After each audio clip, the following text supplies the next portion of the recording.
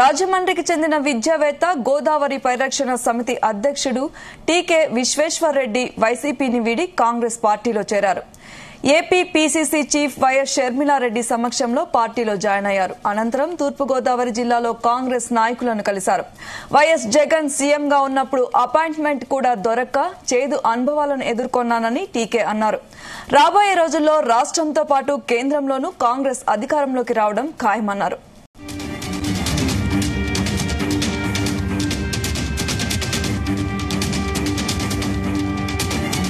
ఆయన ఒకటే ఆలోచించాడు. ఆయన క్యాడర్ గురించి కార్యకర్తల గురించి ఏనాడు పట్టించుకోలేదు.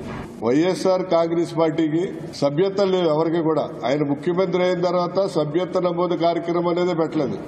నిజం చెప్పాలంటే ఈవేళ జగన్మోహన్ రెడ్డి కూడా వైఎస్ఆర్ పార్టీలో కాంగ్రెస్ పార్టీలో సభ్యుడు కాదు.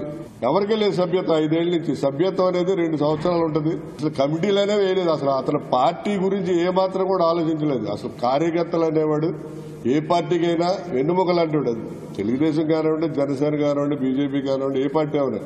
కానీ అలాంటి వెన్నుముకనే ఆయన పట్టించుకోకుండా వెన్నుముక ఇరిసేసినట్టు చేశాడు. ఈ కాంగ్రెస్ పార్టీ ఒకటే అన్ని మతాలకి, అన్ని కులాలకి, అందరికీ సంబంధించిన ఏకైక పార్టీ భారతదేశంలో ఏదంటే కాంగ్రెస్ పార్టీ.